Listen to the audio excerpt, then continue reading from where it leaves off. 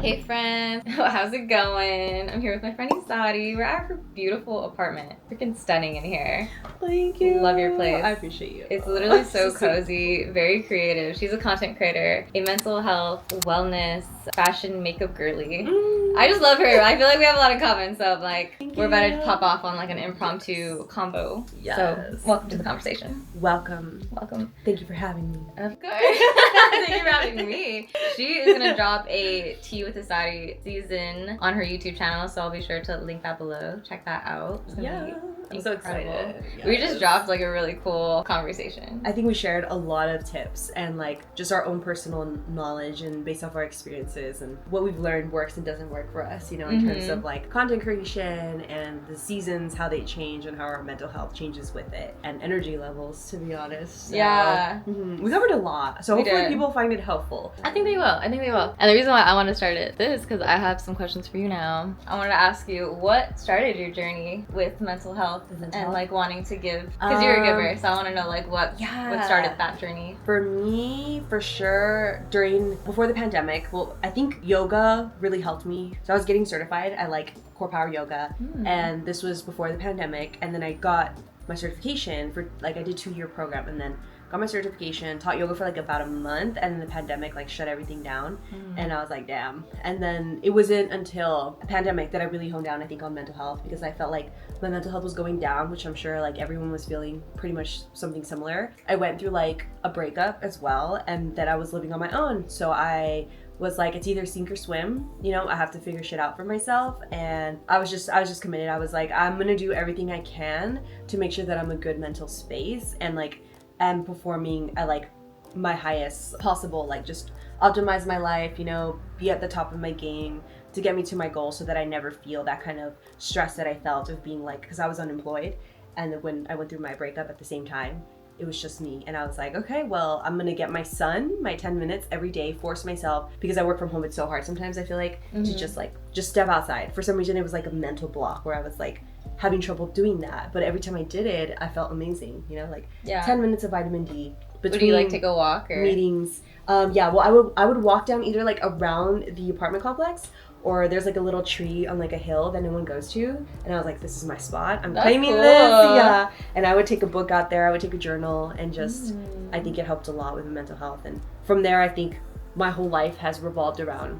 mental health. Everything I do is like to make sure that I'm feeling my best, my energy's the highest, because I just really want to get results on all my goals. And it starts, I think, with filling up my cup before I can fill other people's else's too. So what are some ways that you fill your cup up right now? How I fill my cup? I think honestly, like this year, the past few years, it's really just been focused on like me making sure that I feel stable financially, and my energy is going towards things that are gonna help improve my life. A lot of it has been like hustle, and I feel like that can also be challenging because it's like I had to cut back on socializing a lot. I feel like, what do I do to fill my cup? It's just taking care of my health, I think, is priority. Yeah, I think taking care of my health, balance as much as I can, because I do feel like my family and friends is like such a big support. But things that I do for myself, I would say dressing up as the main character of my life. I love that. Giving myself the detail attention that I've always wanted versus like seeking it from outside sources. I now have transitioned to give it to myself and investing in myself in as many ways as possible, from like reading to fitness, just exploring new creative avenues like nail game. Her nails are so good. But yours nail too. I know. But she did hers, which is incredible. Like nail. I love the iridescent though. It's so cute. I love these. Spring. Yeah, my girl. It's funny. I showed a TikTok video to my nail girl, and I was like, "Yeah, I want this," and she immediately like took 1 second. She was like, "Chrome." And I was like, yeah. She's like, you don't even gotta tell me the color. I know this color. I love it. And it matches like my eyeshadow is actually like chrome too. So it's like it matches your hair too. Yeah. It's giving spring. And I was like, I'm like a nude girly. Like I prefer like a nude like pink or like a, you know, like the tip, the French tip. Yeah. So I was like, I want something that's like still kind of nude, but with like a pop of something. Something. And so she was so like, cute. Chrome, I got you. And it makes me think of fairies. Yeah. Like the soft pink and just like fairy wings. Yeah, iridescent like that. It's just so pretty. So cute. Yeah, and I was like, I just need some cute vacation nails, and I thought this was perfect. Like, yes. My favorite length too. Like it's not too long, but it's like not short. Almond. Yes. So almond is cute. I need to practice that shape. I always do like square or like stilettos. Like I like sharp claws. I love like, stilettos too. Feeling like a cat, you know? Yeah. Because we're cat people. And like it gives you a good scratch. I know. Oh. Guys love it when it's like the head Yes. massage. Or your friends, you know, they're always like, "Can you scratch my head?" I'm like, "Okay." I love that feeling. I love the one it. that like sends chills on your head. Yeah, everyone gets chills. Yeah. I feel like I've never been that sensitive, but I mean, like a giver too. Like I like it. If people like it, I'm like, I'll just massage their heads. That's so cute. That's so cute. Yeah. Okay, so you say you like to host as well. What are some type of events that you would like to host? Oh my gosh, I used to host a lot. I think it started off with kickbacks, and then I was like, this isn't helping me grow, and I'm just drinking alcohol, and it's like pushing back my fitness goals. So I stopped doing them as often, and then I think I used to do them almost like one event a month, where it was like intense like that. And then I was like, okay, I gotta cut back. Like I'm a social butterfly, but I have an energy budget. And then mindset shift once I went through my unemployment and breakup, where I was like, okay, if I'm gonna host anything, it has to be like something productive. And so I started hosting like monthly or even like seasonal journaling, like get-togethers, like little tea get-togethers. I have like a tea tier and like a cute little tea set that my sister gave me, like like giving Bridgerton, you know, kind of like Bridgerton kind of vibes. And I enjoy hosting those now occasionally. I've cut back a lot on hosting, but it was mostly like journaling tea nights, and I would do a lot of movie nights, like throwback movies. Like I just did Galentine's Twilight. Cute. Yeah, I ended up buying all of them because I remember when the books were out and everyone was like all into them. I was one of those. And the movies, of course, like any movie, it doesn't like satisfy like the books do, you know, but they're still entertaining to watch, and we can like critique it, which is funny. That is funny. It's kind of cheesy, you know, parts watching it now as an adult. It's like, oh, this is like really funny. Been low, I was gonna say, like, oh no, Bella, you're hurt. Takes off his shirt.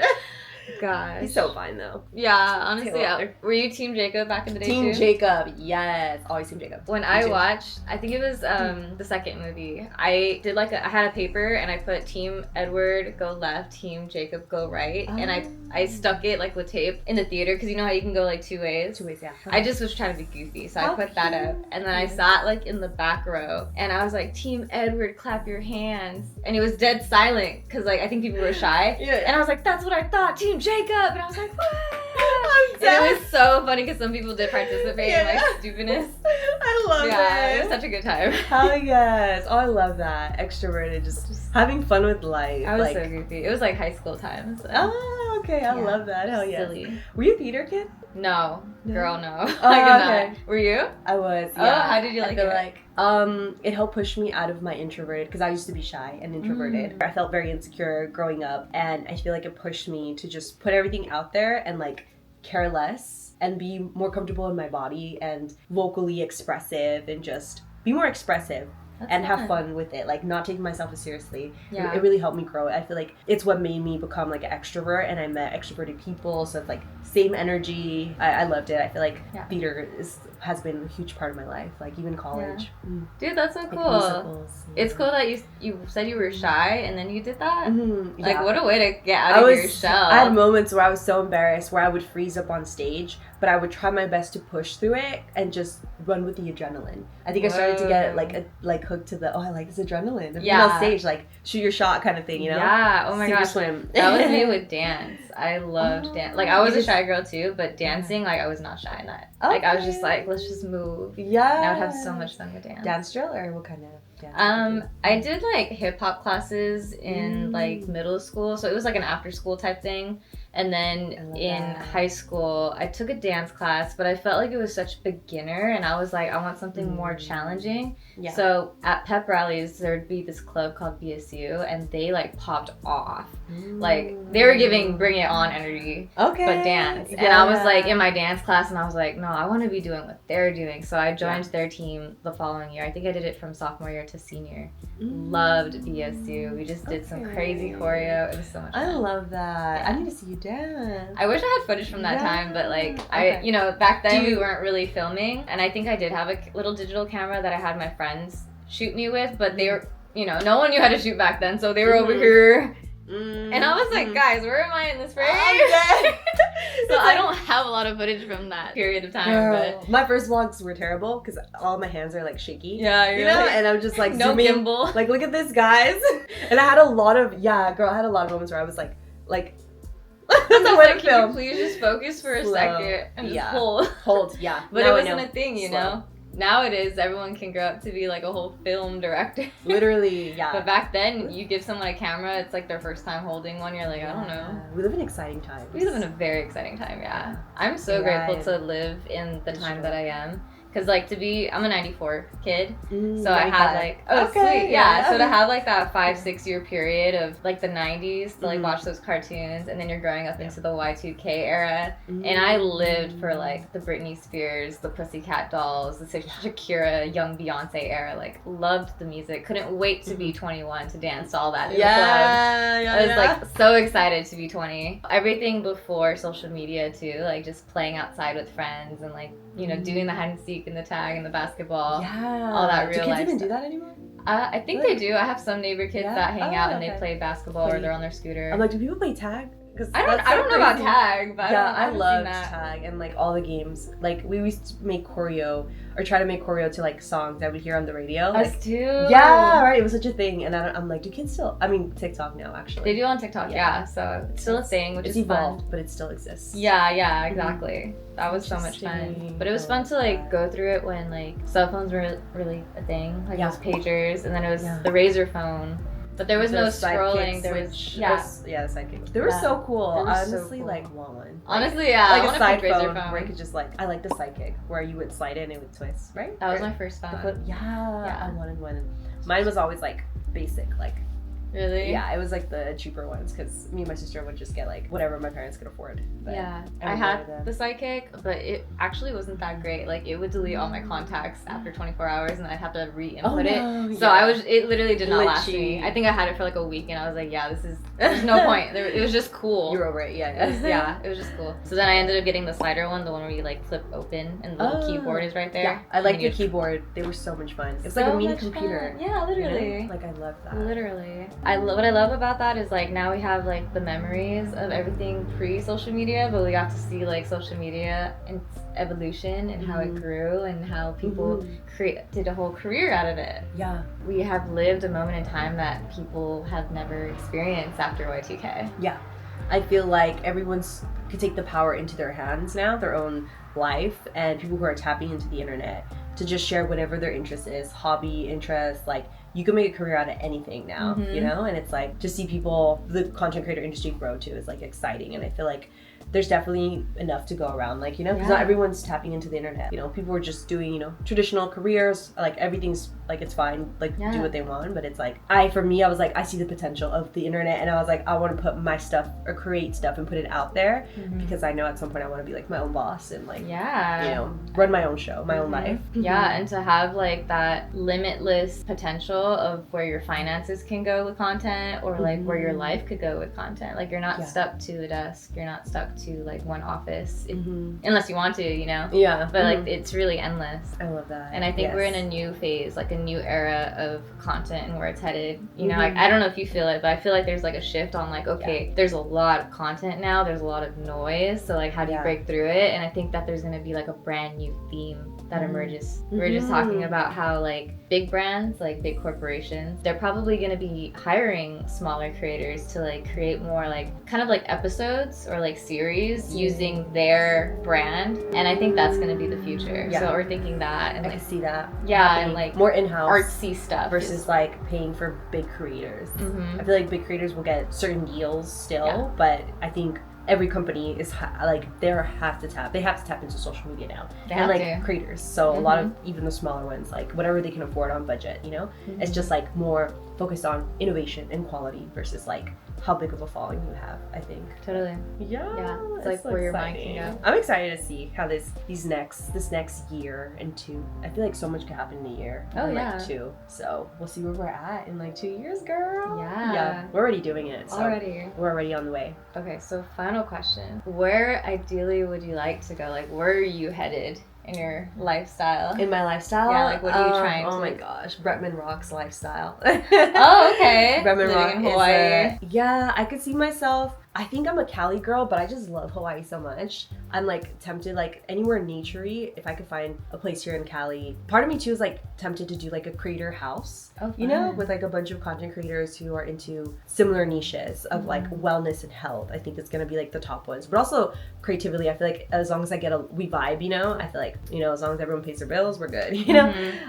But I see myself getting closer to nature and the earth and using my platform to share not just mental health, but reconnect people to things that they forget about because the day is so busy and we live in such a technical world and industrial. Like just capturing nature, I think would be really dope, and sharing uplifting thoughts such as affirmations and thought patterns, and continue to explore, like even just sharing my journey. So honestly, full-time content creator. I could see myself living on a farm. Ooh, I would love to have a horse, a goat, maybe like a chicken for the eggs. I don't know if I can, like just to, I like I don't know, I feel like it's so cool, like to do gardening too, I think would be really dope. I just see myself, you know, potentially staying in corporate for longer, even if like content takes off right away, potentially staying in corporate just a little bit longer to continue to learn, because I feel like I could get paid to learn, and I can even jump around to different roles, you know?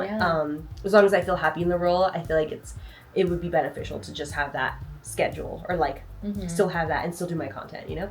But we'll see how things go. I feel like if I get so excited with content that I could potentially, you know, just do that full time and leave corporate for like another thing. But definitely starting my own business if God allows me to live a long life at some point. We'll see, God willing. I think I would love to do music. I've always loved singing, and I think making a digital song and putting it out there, exploring things digitally for sure is my calling. Like I want to explore, create, and put it out there, and I love singing, and I just feel like I want to play around with like the DJ sets first. My gosh, that'd be fun. Make my own beats and then put out a song, at least like if I could just do one, like I'll be happy, you know? But yeah, I feel like I just love like I love like creating, you know? Yeah. I just have so many interests. I feel like first step is making content full time.